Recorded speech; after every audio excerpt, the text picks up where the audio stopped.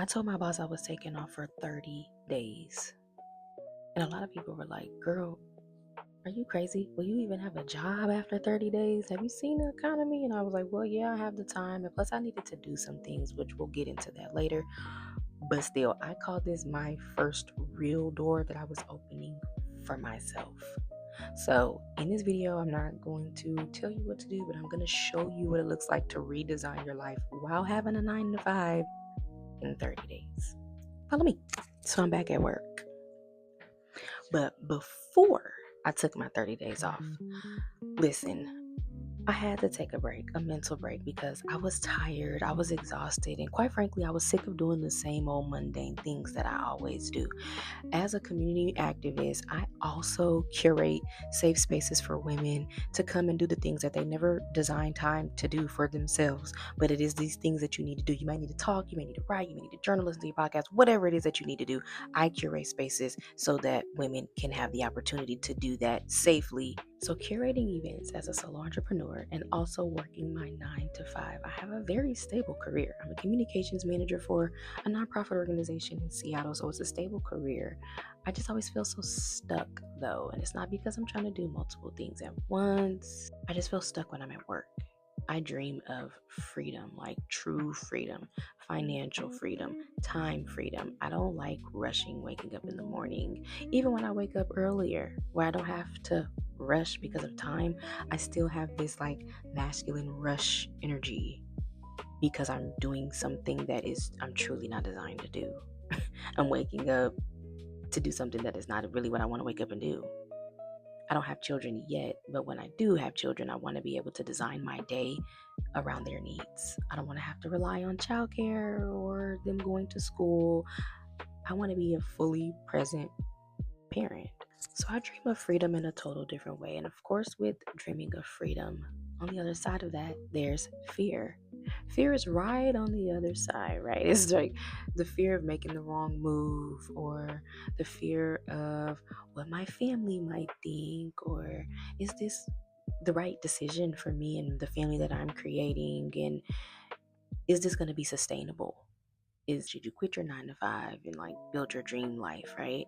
So in order for me to not have that big old crazy risk with all the uncertainty, I made a decision, and here's how I made that decision.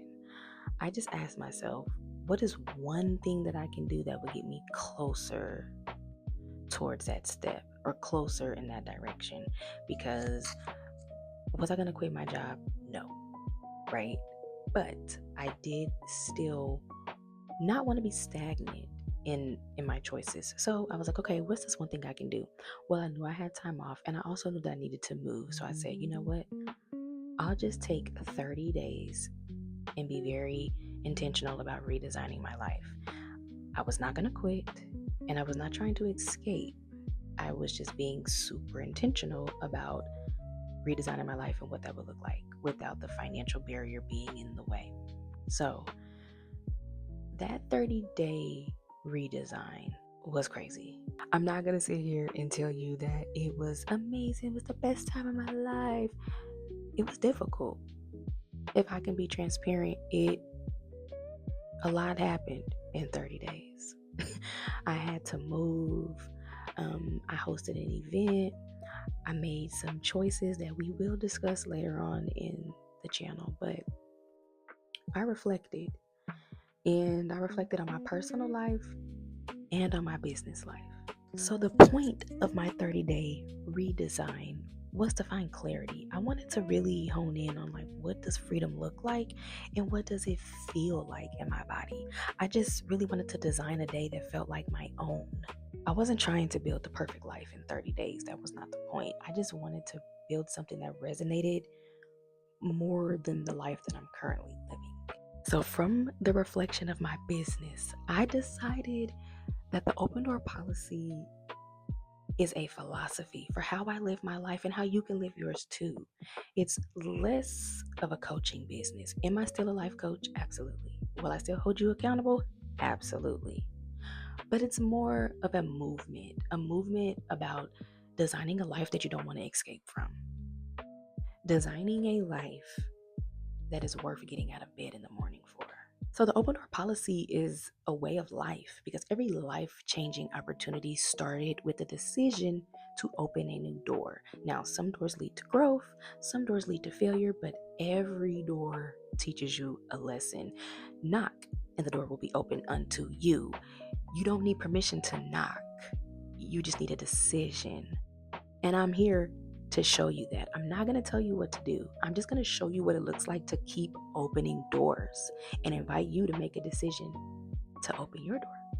So drop in the comments something that you've been waiting for permission to do. Only you know what that thing is. But if it's something that you've been waiting for permission to do, put it in the comments. Also, if you don't have something you've been wanting permission for, what is something, a risk that you've been avoiding? Drop that in the comments. Let's talk about it. Because you don't have to quit your job or start a business today. You just have to be willing to take one step and go through one small door. And that is what the open door policy is about. It's not having this big, perfect plan. It's just, are you willing to go through one door? So you can expect to see me once a week. I said Wednesdays, but hey, it's been life. And so expect to see me once a week. It's just an honest documentary about my journey creating a life worth waking up and getting out of the bed for. We're going to be talking about the wins, the setbacks, the failures, the experiments, the lessons. We are leaving behind the life that no longer fits. We're living intentionally. I'm not going to tell you what to do. I'm going to show you what it looks like to keep opening doors. So I'll see you at the next door.